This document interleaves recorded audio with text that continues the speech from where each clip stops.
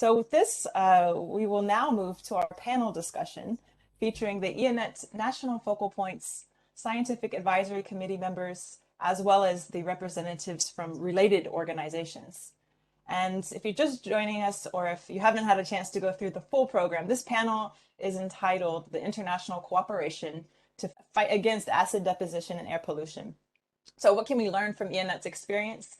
And what role could EANET play as a regional role model in the near future? And we are ready to start actually with our very first question, which is, when we reflect on EANET's role in regional collaboration, particularly the impact it delivers to countries over the past 2 decades, from your own point of view, what do you think has been successful? So we're looking for any highlights that might come to mind, and where might there still also be areas for improvement?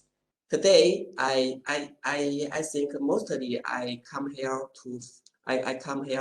as an expert aspect, and not officially from represent my government aspect, and I think it's easily for us to discuss regarding the question raised by the facilitator, and from my experience, and I think the EANET is a very excellent platform for us to promote our cooperation on the acid deposition and also the air pollution.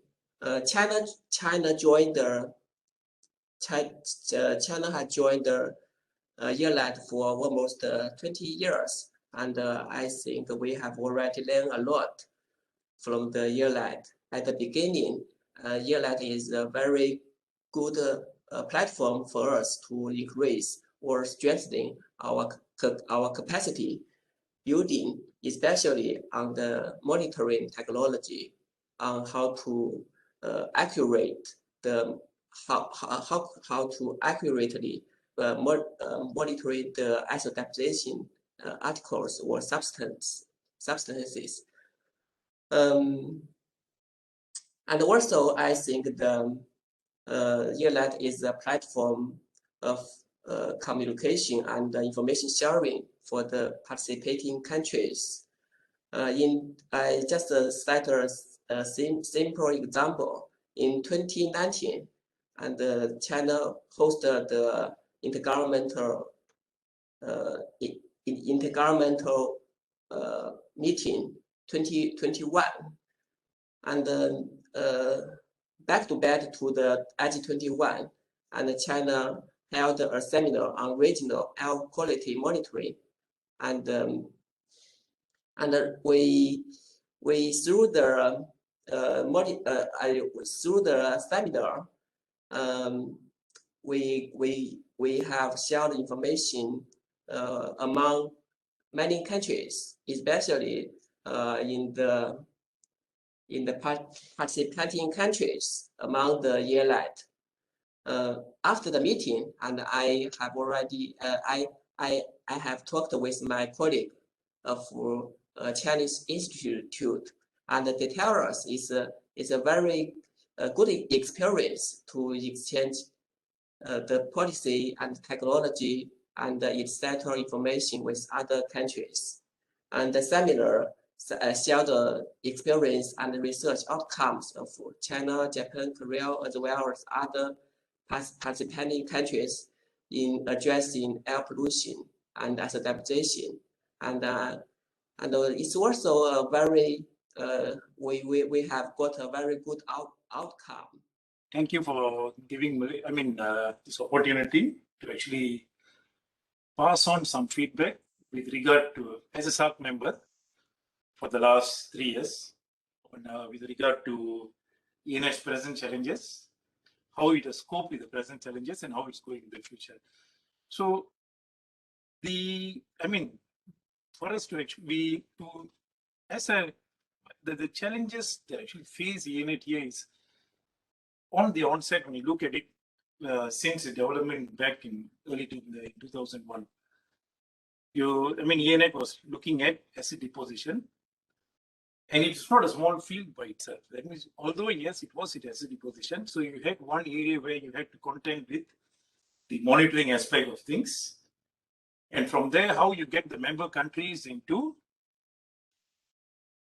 keeping a very good data, I mean, having data storage of all the data that they have been observing to make it actually accessible to everyone, and thereby relating it to actually to be used for research purposes among the member countries, and thereafter actually bringing out a condensed report, which is a combination of an input of all these data management. Now, so that's on one side, and then of course you also had to look at the impacts of acid deposition upon areas of acid deposition, especially upon areas of forestry, soil, and general effects, other effects. And of course, when you talk about acid deposition, you cannot really divorce yourself from air pollution. So when you go into air pollution, now you're talking about health impacts. So basically, this is in a scope, the challenges that I was facing here, how to actually look at all these areas while at the same time contending with the different nature that is inherent within each country, right from Russia to Indonesia in the south. So putting all in this scope, what I would say is that EANET has been very successful in bridging quite a number of these gaps with some of the steps that it has taken. For example, first thing is provision of technical support. I mean, I'm only going to talk on basis of where the nations actually got together. So provision of technical support. So some nations have actually benefited by which the monitoring mechanisms have been enhanced due to inputs, both technical direct via hardware, via software, via advisory, and also individual training with regards to member country participants from all member countries. And these include training with regard to how do you do the measurements, the quality control procedures, emission and inventory related issues, research. How do you actually go about doing this research? How do you go about looking at transboundary relations and all that? And you actually come out, then there's this 5-year report that actually comes out, and one is actually due to be out this year, whereby it condenses all this, and there is a summary. There is a part where there's a summary for actually policymakers. So which actually takes the gist and tells, okay, what's need to be done. Now that is, from what I see, I mean, it's a gist. I don't want to take too long on this. So it has covered this area quite much. Now, as far as where to go, there's a lot to be said, but let me just put it this way.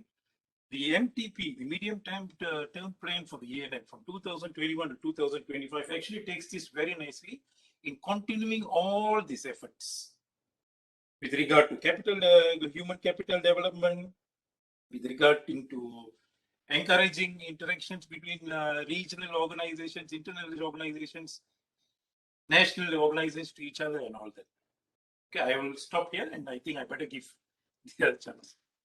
Thank you. Well, EANET has came a long way.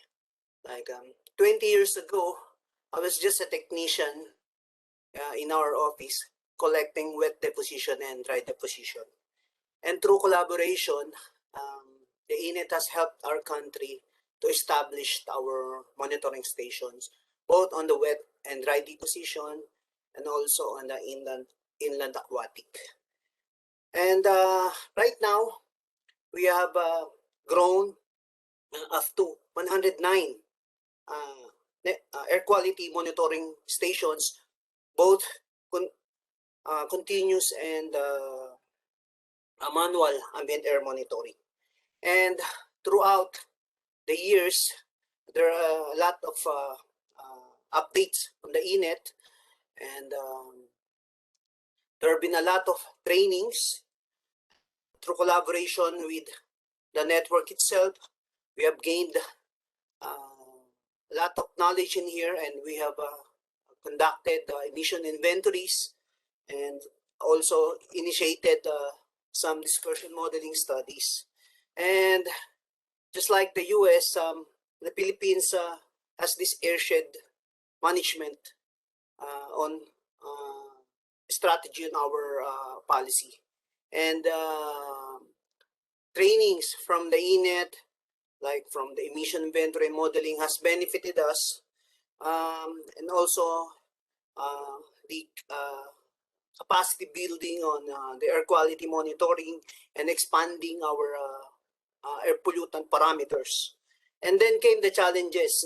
So from the maintenance of the equipment, from the new technologies, from the finances on how we could maintain our monitoring stations, and now and plus the expansion of the parameters that being monitored in our country.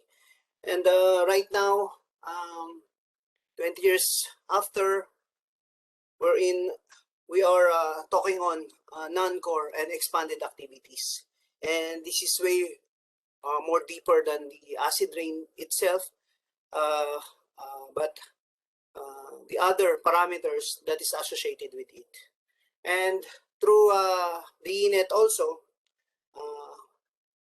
we've also identified different sources based on the emission inventories, those emitting NOx and SOx, both from natural and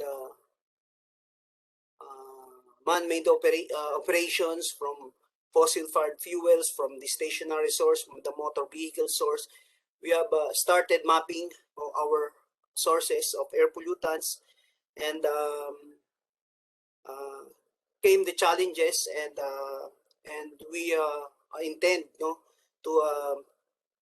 also identify hotspot areas or non-attainment areas in our country, so we could also address on how to solve this problem and convert the non-attainment to attainment. In terms of opportunities, we are looking like the medium-term plans and our future of the EANET direction, and the non-core activities and the expanded activities. We look at these as opportunities because most of them are capacity building, and I think this will help our country also in addressing the different challenges on air pollution. And that's all I could say on the evolution on the EANET here in our country. Thank you. EANET, serving as a key platform for acid deposition monitoring network over 20 years this year, and then starting from as a expert network, it has over 28 years of history. So really maintaining this, it is a impact-based success. But during this time, as a others mentioned, it has increased the number of monitoring stations with quality assurance, quality control, QA, and now it is able to manage high quality data set. It's not only East Asia, even when we look at Asia Pacific level, EANET serves as a really unique platform for continuing to work on monitoring and the storage and scientific change, and also capacity building on acid deposition. But of course, now EANET is looking at new approach. I see the relevance of this approach because while acid deposition can still stay as a core activity, EANET could respond to different needs, different interests, and emerging challenges. And also, while it has been accumulating high quality data, so how to effectively utilize the data for supporting more policy make. When I look at last evaluation report of middle-term, the MPP 2016-2020, most participants participated in the survey highly ranked the performance of EANET. Meanwhile, there is a high expectation about the role of EANET in supporting more policy-related information and more and then also exchange of information on technology. So built on the existing work on air quality monitoring, quality control, and scientific assessment. So I wish EANET could scale up its activities, translating those accumulated experience into more policy relevant. Let me stop here. Thank you. Good afternoon to everyone. Thank you for inviting me to join this forum. So I represent the Asia Pacific Clean Air Partnership, which is also hosted by the UNEP Asia Pacific office here in Bangkok. Just very brief, I guess, in terms of some of the areas of success that at least we have observed, I could think of, I think, two concrete successes that hasn't been already mentioned.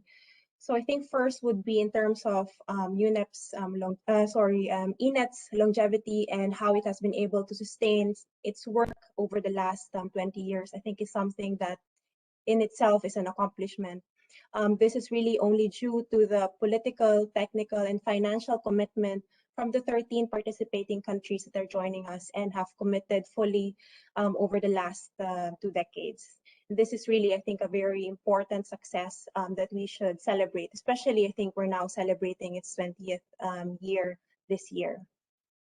The second is, and has already been, I think, briefly mentioned by the other panelists, is really the strong scientific foundation that we have with EANET, with the work of all of the participating countries, the Scientific Advisory Committee, and also the work of the Network Center with our ACAP colleagues. And of course, there's a lot of data that is reflected, but I think coming from an external partner, I think one of the main ones that we have noted was that EANET was able to demonstrate the reduction on sulfur dioxide concentration in the regions through EANET's monitoring efforts. And this is, of course, quite relevant for us that are exposed to either acid deposition species or also air pollution. This achievement was actually also something that we were able to capture in UNEP's actions on air quality report, which really provides an overview of the different actions that member states have taken to address air pollution based on the UN Environment Assembly Mandate Resolution 3-8. In terms of the second part of the question, I wouldn't necessarily say these are areas for improvement, but I would be interested to see really how EANET will and can respond to some of the evolving challenges some of the time. And of course, we recognize that as an intergovernmental platform, this is something that we look to the member states to lead and bring us towards that area. So I have 3 aspects, and the first one is really on the ongoing discussion and expansion of scope from just particularly looking at acid deposition, but really focusing also and recognizing the relevance of air pollution. And we are very keen to see how the discussions in terms of scope expansion will proceed from the discussions of the member states.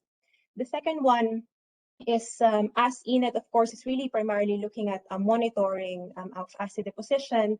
I would be personally interested to see how EANET's voice in terms of this new area of digitalization and the increasing popularity of use of hybrid monitoring systems for helping us understand the state of our environment, not only of our atmosphere, including, Earth observation systems, satellite data, and even the popularity now of low-cost sensors. Where is EANET's voice in terms of that area?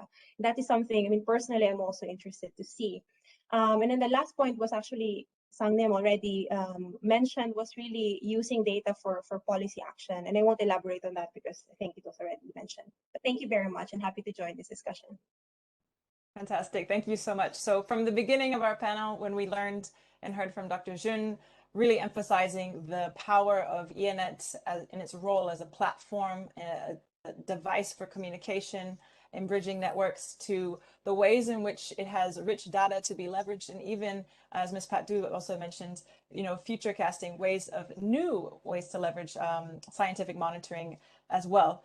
Another highlights that were shared were around the role in which the structure in the core, I believe it was Mr. Mohan was mentioning around the opportunities for human capital development and Mr. Del Socorro also mentioned the ways in which capacity building and even non-core activities can be utilized in different ways.